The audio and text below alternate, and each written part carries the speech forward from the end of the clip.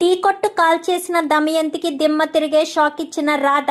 అసలు ఇదంతా ఎలా జరిగిందనేది వీడియోని స్కిప్ చేయకుండా చివరి వరకు చూడండి. నువ్వు లేక నేను లేను అప్కమింగ్ ఎపిసోడ్స్లో ఏం జరగబోతుందో ముందుగా తెలుసుకోవాలి అనుకుంటే వీడియోని లైక్ చేసి ఛానల్ని సబ్స్క్రైబ్ చేసుకుని పక్కనే ఉన్న బెల్ సింబల్లో ఆల్ పై క్లిక్ చేయండి. చిట్టి రాధా ఇద్దరు ఒకరేనన్న విషయం విక్కీ తెలుసుకోవాలని మీరు కూడా కోరుకుంటే కామెంట్లో ఎస్ అని టైప్ చేయండి. మొత్తం మీద చూసుకున్నట్లయితే కనుక ఇంకా రాధ తనని అవమానించినందుకు ఆ మాట అక్కడ చెప్పలేదు కదా, ఎందుకంటే అక్కడ దమయంతి చేసింది తప్పు. చెత్తనంతా ఊడ్చి రాధ టీ కొట్టు ముందు పోయేసింది అన్న విషయం చెప్తే ఇంట్లో వాళ్ళంతా ఊరుకోరు. కాబట్టి ఇంకా అలా చెప్పకుండా రాధ టీ షాప్ దగ్గరికి వెళ్ళిందని, ఇంటి పరువు తీసిందని, ఇంట్లో అడుగు పెట్టడానికి వీల్లేదని అందరి ముందు నిలబెట్టి రాధను ఒక దోషిలా చెయ్యాలనేది దమయంతి అనుకుంటుంది. అనుకునేసరికి టిట్ ఫర్ టాట్లా ఇంకా విక్రమ్ కృష్ణ గట్టి సమాధానం చెప్తాడు కదా, రాధని ఇంటి కోడలుగా ఒప్పుకుంటున్నారా అత్తయ్య అంటూ మాట్లాడేసరికి కుక్కుని పేనులా సైలెంట్ అయిపోయి అక్కడి నుంచి వెళ్ళిపోతుంది. ఇంకా మరుసటి రోజు ఉదయాన్నే అందరూ భోజనాలు టిఫిన్లు చేయడానికి అందరూ డైనింగ్ టేబుల్ దగ్గర కూర్చుంటారు. కూర్చునేసరికి ఇంకా రాధ అయితే విక్కీకి తినిపిస్తూ ఉంటుంది. ఎందుకంటే విక్కీ చేతికి చిన్న గాయం అవ్వడంతో విక్కీకి తినిపిస్తూ ఉండడంతో ఇంకా వీళ్ళిద్దరూ ప్లాన్ చేసుకుంటారు. ఎవరు ఇటు దమయంతి అలాగే ప్రియ ఇద్దరు ప్లాన్ చేసుకుంటారు. ఎందుకంటే ప్రియ ఊరు వదిలి అమెరికా వెళ్ళిపోతాను అంటే ఇంట్లో వాళ్ళు ఒప్పుకోరు కాబట్టి ఒప్పుకోకుండా విక్కీకిచ్చి పెళ్లి చేయడానికి సిద్ధపడతారు అన్న ఉద్దేశంతో ప్లాన్ చేస్తారు. ప్లాన్ చేయడానికి అందరూ కూడా టిఫిన్లు చేస్తున్నప్పుడు బయటకు వస్తారు. ఏంటి దమయంతి టిఫిన్ చేయడానికి ఇంకా రాలేదు, ఏంటి అలా డల్గా ఉన్నావు అనగానే నేను అమెరికా వెళ్ళిపోతున్నాను కదమ్మా పెద్దనాన్న, అందుకే మమ్మీ అలా ఉంది అని చెప్పి ఇంకా ప్రియ చెప్తుంది. ఏంటి నువ్వు నిజంగా వెళ్ళిపోతున్నావా ప్రియ అని చెప్పనగానే అవును శాశ్వతంగానే వెళ్ళిపోతున్నావా ప్రియ అంటూ మళ్ళీ అడుగుతాడు. అవును నిజంగానే వెళ్ళిపోతున్నాను కానీ 1 మినిట్ అనుకుంటూ ఇటు రామలింగం ఇద్దరు పక్కకి వెళ్ళిపోయి తెగ డ్యాన్సులు వేస్తారు. డ్యాన్సులు వేసేసరికి ఏం చేస్తున్నారు వీళ్ళు అని ఒక అడుగు ముందుకేసి చూసేసరికి తెగ డ్యాన్స్ వేయడం చూసి రాధ నవ్వుకుంటుంది. మళ్ళీ వెళ్ళి అక్కడికి వెళ్ళి అవునా మంచి నిర్ణయం తీసుకున్నావు, మరి పెళ్లి చేసుకోవచ్చు కదా, అక్కడికి ఒంటరిగా వెళ్ళి ఏం చేస్తావు అనగానే నేను ఏదొకటి చేస్తాను, నేను ఇక్కడ ఉండడం వల్ల ఎవ్వరికీ ఎలాంటి ఉపయోగం లేదు, అందుకే నేను అక్కడికి వెళ్ళిపోతున్నాను, ఈవినింగే నా ఫ్లైటు అని చెప్పి ఇంకా ప్రియ కాస్త చెప్తుంది. అమ్మా ప్రియ ఎక్కడికి వెళ్తావమ్మా, ఇక్కడ అందరినీ వదిలేసి అమెరికా వెళ్ళి ఏం చేస్తావు అంటూ వాళ్ళ నాన్నమ్మ అడిగేసరికి లేదు నానమ్మ నేను ఇంకెక్కడ ఉండలేను, బావ నాకు ఎలాగా దక్కడు, బావలేని జీవితం నేను ఊహించుకోలేను, బావే నా సొంతం అనుకున్నాను, మా బావ సొంతం కాకపోతే నేను ఏం చేయాలో అర్థం కావట్లేదు, అందుకే ఏం మాట్లాడాలో ఏం చేయాలో అర్థం కాని పరిస్థితుల్లోనే నేను ఇంకా ఇలాంటి పని చేయాల్సిన పరిస్థితి వస్తుంది, బావలేని జీవితం నాకు వద్దు నానమ్మ, అందుకే నేను అమెరికా వెళ్ళిపోతున్నాను, నన్ను ఆపాలని మాత్రం ట్రై చేయొద్దు అనేసరికి సరే వెళ్ళు అని ఇంకా రామచంద్ర చెప్తాడు. చెప్పడంతో ఒక్కసారిగా షాక్ అయిపోతుంది ఇటు దమయంతి ప్రియ ఇద్దరు కూడా. ఎందుకంటే ఎవరైతే ఆపుతారు అని అనుకున్నారో వాళ్ళే ఆపకుండా సరే వెళ్ళు అని అన్నాడు కదా, అనడంతో ఇదేంటి పెద్దనాన్నే నన్ను వెళ్ళొద్దు ఇక్కడే ఉండమ్మా అని అంటాడు అనుకుంటే పెద్దనాన్నే వెళ్ళిపోమని చెప్తున్నాడు, అసలు ఏంటిదంతా నాకేమీ అర్థం కావట్లేదే అన్న షాక్లో ఉండిపోతుంది ఇంకా ప్రియ. ఇదేంటి మమ్మీ ఎలా చెప్తున్నాడు పెద్దనాన్న అనగానే సర్లే ఏదో ఒకటి చేసి ఆ సమయానికి నేనే నిన్ను ఆపేస్తాను, నువ్వు సైలెంట్గా ఊరుకో అని చెప్పి ఇద్దరు కూడా మాట్లాడుకున్న తర్వాత లోపలికి వెళ్ళిపోతుంది. లోపలికి వెళ్ళిపోయిన తర్వాత ఇంకా రాధ టిఫిన్ కొట్టుకి వెళ్ళిపోతుంది. వెళ్ళిపోవడంతో ఇంకా దమయంతి ఏదో ఒకటి చెయ్యాలి, ఆ రాధ పొగరు అనచాలి, రాధను మాత్రం ఊరికే వదిలిపెట్టకూడదు, నన్ను నా కూతుర్ని బాధ పెట్టిన రాధని అంత ఈజీగా ఎలా వదిలేస్తాను, ఎట్టి పరిస్థితుల్లో వదిలిపెట్టకూడదు అని చెప్పి ఇంకా ఆలోచన చేస్తుంది ఇంకా ఇంకా దమయంతి అయితే. అలా ఆలోచించిన దమయంతికి ఏదో ఒక ఉపాయం ఎప్పుడు మంచి వాళ్ళకి మంచి ఉపాయాలు వస్తాయి, చెడుగా ఆలోచించే వాళ్ళకి ఎప్పుడూ చెడ్డ ఉపాయాలు కదా వస్తాయి. ఆ టీ కొట్టుని దహనం చేసేద్దాము అన్న ఉద్దేశంతో ఇంకా దమయంతి అయితే అనుకుంటుంది. ఇంకా అలా అనుకున్న దమయంతి వెంటనే ఇంకా తను అనుకున్నదే తడవుగా రౌడీల దగ్గరికి వెళ్ళి మాట్లాడే ప్రయత్నం చేసేసరికి కానీ ఇక్కడ దమయంతి చేసే తప్పేంటి, రౌడీలతో మాట్లాడి తను వెనకుండి ఇదంతా చేయిస్తే సరిపోయేది. కానీ దమయంతి అలా అనుకోదు. రాధ టీ కొట్టు తగలపడిపోవడం తన కళ్ళారా చూడాలనేదే తన క్రూరమైన ఆలోచన. అదే తనకి ముప్పు తగిలిస్తుందని దమయంతి అనుకోకుండానే ఇంకా ఇద్దరు రౌడీ మనుషులతో మాట్లాడుతుంది. మనం రేపు సాయంత్రమే ఆ రాధ టీ కొట్టుని తగలపెట్టేయాలి, ధ్వంసం చేసేయాలి అనేసరికి మీకెందుకు మేడం, మేము చూసుకుంటాము, మీరు కూల్గా ఉండండి అనగానే లేదు లేదు, ఆ రాధ టీ కొట్టు తగలబడిపోవడం నేను నా కళ్ళారా చూడాలి, అప్పుడే నాకు ప్రశాంతంగా ఉంటుంది, అప్పుడే నాకు సంతోషంగా ఉంటుంది అంటూ మాట్లాడేసరికి మేడం మీరు అక్కడ ఉండడం అంత మంచిది కాదేమో అనగానే మంచిదే, నేను చెప్తున్నాను కదా రాధ టీ కొట్టు నా కళ్ళారా తగలపడిపోవడం చూడాలి అని. ఇంకా రేపు రాత్రి ఇదంతా ప్లాన్ చేసి ఇంకా మరుసటి రోజు ఉదయాన్నే పనులు పూర్తి చేసుకుని రాధ మామూలుగా టీ కొట్టుకి వెళ్తుంది. టీ కొట్టు నుంచి వచ్చేసిన తర్వాత ఆ రోజు రాత్రికి పడుకుంటారు. దమయంతి ఆ ఇద్దరు పురమాయించిన ఇద్దరు రౌడీలతో కలిసి ఇంకా అక్కడికి వెళ్ళి తగలపెట్టండి రా అని చెప్పాను. కానీ పోలీస్ స్టేషన్ తింగరది కాకపోతే పోలీస్ స్టేషన్ చుట్టుపక్కల సరౌండింగ్స్లో సీసీ కెమెరాలు ఉండవా, అవన్నీ చూసుకోవాలి కదా. అవేమీ చూసుకోకుండా ఇంకా దమయంతి అయితే ఆ ఇద్దరు రౌడీలతో పాటు వెళ్ళి అక్కడ మొత్తం పెట్రోల్ పోసి మొత్తం ఆ టీ కొట్టు మొత్తాన్ని కూడా తగలబెట్టేసరికి సీసీ కెమెరాలు ఏమీ లేవు అనుకుంటుంది. కానీ సీసీ కెమెరా అక్కడ ఒకటి ఉంటుంది, అది దమయంతికి తెలియదు. ఎందుకంటే సీసీ కెమెరాలు ఏమీ ఉండవు, పోలీస్ స్టేషన్కి దీనికి డిస్టెన్స్ దూరం ఉంది కదా, తగలపడిపోవడం ఉంటుంది తప్ప మేము కనిపించము అనుకుంటారు. వీళ్ళ షాప్ ఎదురుగుండున్న షాప్లో సీసీ కెమెరా ఒకటి ఉంటుంది. సీసీ కెమెరాలు పెట్టుకుంటారు అని అనుకోరు కదా, సో అందుకని వాళ్ళు ఏమీ పెద్దగా వాటిని అంటే ఇలా అనుకోకుండానే తగలపెట్టేసి ఇంటికి వెళ్ళి రేపు ఉదయం రాధ మొహం చూడాలి, సూపర్గా ఉంటుంది, రాధను చెప్తాను, ఈసారి నా జోలికి వస్తే ఇలాగే జరుగుతుందని రాధకు ముందంచు హెచ్చరికగా ఇది తెలియాలి అని చెప్పి మరుసటి రోజు ఉదయాన్నే రాధ వెళ్ళక ముందే రాధ వాళ్ళ పద్మ వెళ్ళేసరికి అక్కడ అంతా తగలబడిపోయి జనాలు ఉంటారు. ఈలోపు కానిస్టేబుల్ ఫోన్ చేస్తాడు, సార్ రాధ టీ కొట్టు తగలబడిపోయింది సార్ అని చెప్పనేసరికి ఏం మాట్లాడుతున్నావు అనగానే అవును సార్, రాధమ్మ టీ కొట్టుని ఎవరో తగలపెట్టేశారు సార్, సీసీ కెమెరాలన్నీ చెక్ చేశారా అనగాని చెక్ చేశాను సార్, ఏమీ తెలియలేదు, తగలపెట్టేసినట్టే ఉంది తప్ప ఏం కనిపించట్లేదు సార్, ఎవరో ఏంటో కూడా ఏమీ తెలియడం లేదు అని చెప్పాను. కానీ సరే ఇప్పుడే వస్తున్నాను అని చెప్పి రాధా రాధా అంటూ పిలిచేసరికి ఏంటండి అని చెప్పాను. కానీ మనం అర్జెంటుగా టీ కొట్ట దగ్గరికి వెళ్దామండి ఒక్క 10 నిమిషాలు అనగానే ముందురా తర్వాత ఇవన్నీ సర్దుకుంది కానీ అని రాధని చేయి పట్టుకుని మరీ గబగబా తీసుకొస్తాడు. ఏంటి ఏమైంది, నేను అవేమీ తెచ్చుకొద్దా అనగాని ముందు రమ్మని చెప్పానా అంటూ చెప్పడంతో ఏంటి ఇంత ఆవేశపడుతున్నారు అని సైలెంట్ అవుతుంది. ఇంకా రాధ సైలెంట్ అయ్యి బయలుదేరి అక్కడికి వెళ్ళేసరికి అక్కడ చూడడంతో ఒక్కసారిగా షాక్ అయిపోతుంది. ఇదంతా ఎలా జరిగింది, ఎవరు చేశారు, ఎవరు చేశారో తెలియదు రాదమ్మా, కానీ తగలపడిపోవడం మాత్రం సీసీ కెమెరాలో కనిపించింది, ఎవరొచ్చారో ఏంటో ఏమీ కనిపించలేదు అని చెప్పి ఇంకా చెప్పడంతో రాధ వాళ్ళమ్మ తెగ బాధపడుతూ ఏడుస్తూ ఉంటుంది. తన టీ కొట్టు తగలపడిపోయింది అని ఎంతగానో బాధపడుతూ ఉంటుంది. ఇంకా చుట్టూ ఉండే సీసీ కెమెరాలన్నీ కూడా చూస్తారు.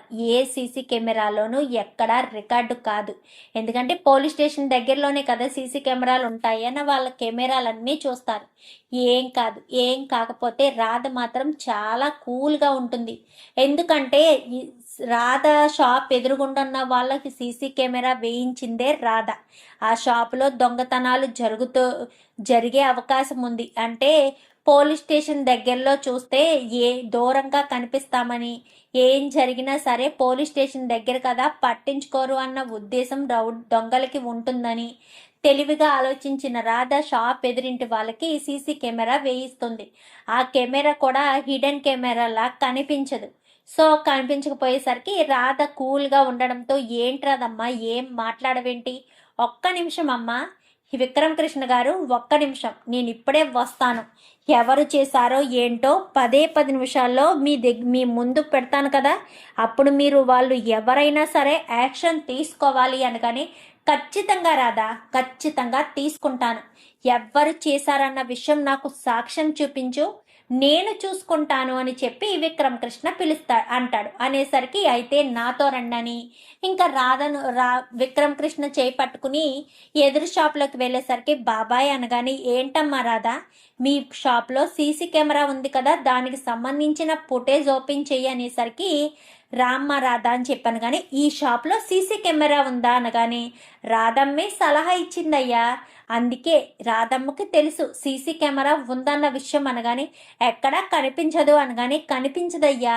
కనిపించకుండానే రాధమ్మ వేయించింది, ఆ బోర్డులో ఉంటుందయ్యా అని చెప్పనేసరికి అవును సార్ అని చెప్పాను. కానీ ఓపెన్ చేసి చూసేసరికి ఇంకా సీసీ ఫుటేజ్లో షాప్ ముందుకి 2 రౌడీలు దమయంతి వచ్చి నిలబడతారు. దమయంతి వాళ్ళకి ఇలా చెయ్యండి అలా చెయ్యండి అంటూ సైగలు చేస్తుంది. షాపు ఎదురుగానే కదా క్లియర్గా కనిపిస్తుంది సీసీ ఫుటేజ్. మొత్తం అదంతా కూడా ఫోన్లోకి ఎక్కించుకుంటుంది రాధైతే.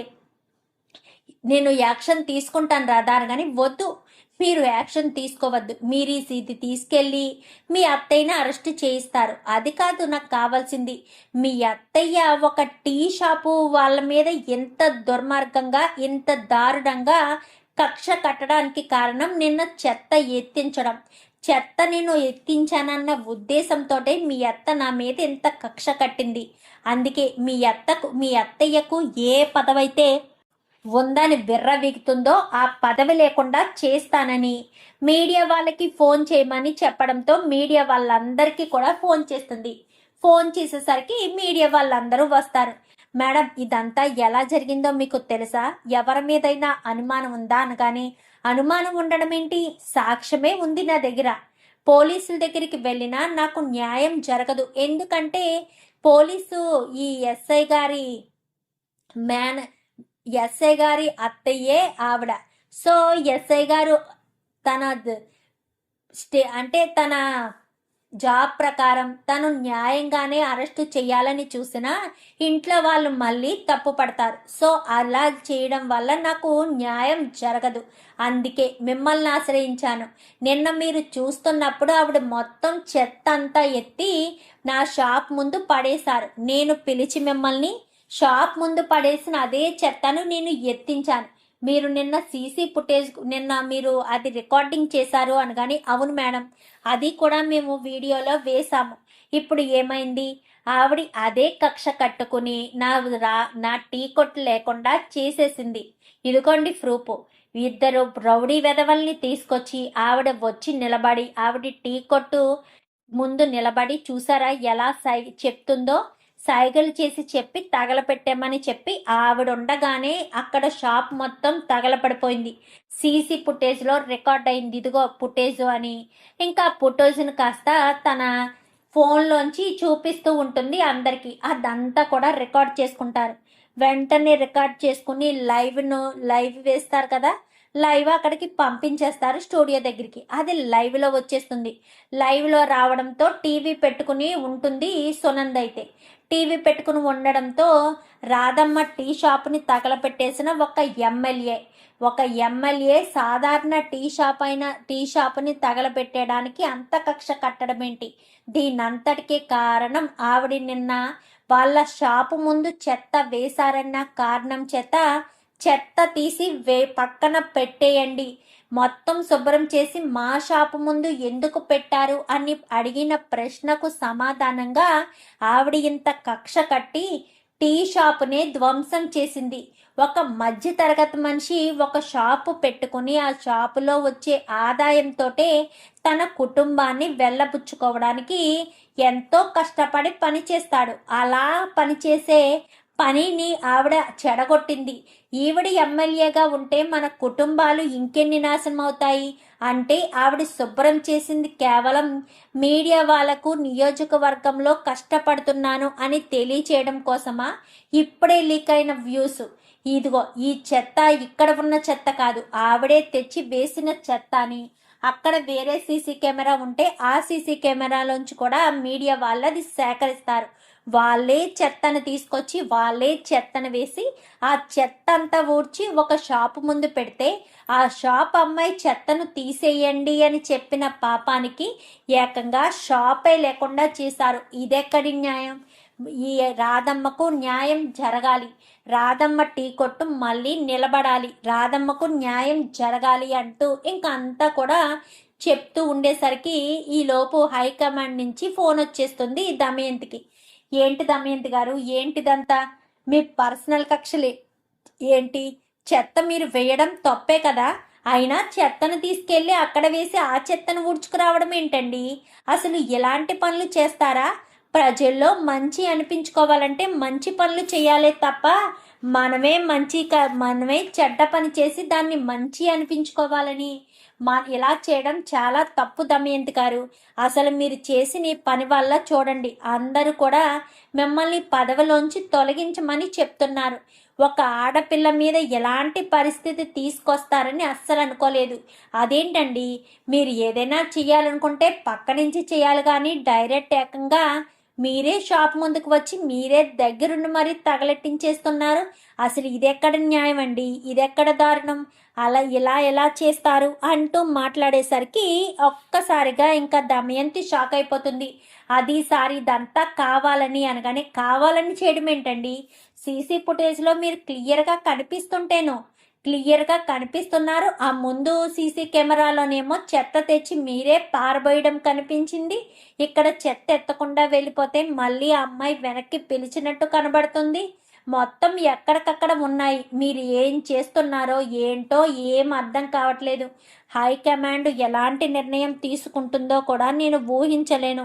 మీ పదవి పోయే పరిస్థితి వచ్చినా ఆశ్చర్యపోనవసరం లేదు. ఎందుకంటే మీరు చేసిన పని అలా ఉంది. నాకు ఏం సంబంధం లేదు. మీ మీరు హైకమాండ్ని ఏం చేస్తారో ఏంటో మరి నాకు తెలీదు అంటూ మాట్లాడేసరికి ఇంకా ఒక్కసారిగా ఇంకా దమయంతికి ఏం చేయాలో అర్థం కాదు. ఎందుకంటే అయిపోయింది. దమయంతి ఇంకా ఈ రకంగా ఇరుక్కుంటుందని అస్సలు అనుకోలేదు. తన రాజకీయ పదవి ఉందనే విర్రవీగుతున్న దమయంతికి ఇంకా ఈ రకంగా ట్విస్ట్ ఇవ్వడంతో ఏం మాట్లాడే పరిస్థితి లేక ఇంకా కంగారు పడిపోతూ భయపడిపోతూ ఉంటుంది. అది కాదు సార్ అనగానే, చూడండి దమయంతి గారు, మీరు చేసింది తప్పు. ఒక ఆడపిల్ల తన కాళ్ళ మీద తను నిలబడాలి అని అనుకుంటే మనం సహాయం చేస్తూ గొప్పగా చెప్పుకోవాలి తప్ప తన టీ షాపుని తగలపెట్టేసి తన జీవనాధారాన్ని ఇలా నాశనం చేస్తారని అస్సలు అనుకోలేదు దమయంతి గారు. మీరొక ఆడదయ్యుండి మరొక ఆడదాన్ని జీవితాన్ని నాశనం చేస్తారని అస్సలు అనుకోలేదు. మీకు కూడా ఒక ఆడపిల్ల ఉందంట కదా, పైగా మాకు వచ్చిన ఇన్ఫర్మేషన్ తను ఎవరో కాదు మీ మేనల్లుడు భార్య అయినంట కదా, మీ కూతుర్నిచ్చి పెళ్లి చేయలేదు అన్న కక్షతో ఆ అమ్మాయిని మీ మేనల్లుడు పెళ్లి చేసుకుని ఇంటికి వచ్చాడన్న కసితో కోపంతోనే మీరు ఇదంతా చేశారని మీడియాలో దుమ్మెత్తి పోస్తున్నారు. దీనికి మీరేం సమాధానం చెప్తారు? అసలు ఏంటిదంతా? ఈ రకంగా చేస్తారని అస్సలు అనుకోలేదు దమయంతి గారు. మీరెంతో మంచివారు, ఆదర్శ భావాలు ఉన్నాయి, భర్త చనిపోయినా చాలా చక్కగా చేస్తున్నారు అనుకున్నాను, కానీ ఈ రకంగా చేస్తారని కలలో కూడా అనుకోలేదు అంటూ మాట్లాడేసరికి అది కాదు సార్ అనగానే మీరు ఏమీ నాకు సమాధానం చెప్పొద్దు.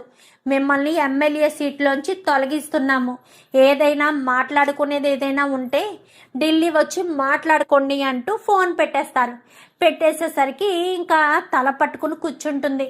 కూర్చోవడంతో ఏంటి వదిన ఎలాంటి పిచ్చి పనులు చేస్తారా? రాధ ఏం చేసిందని? తన షాప్ ముందు ఉన్న చెత్తను తీయమనే కదా చెప్పింది. ఆ మాత్రం దానికి షాపు తగలబెట్టేస్తారా?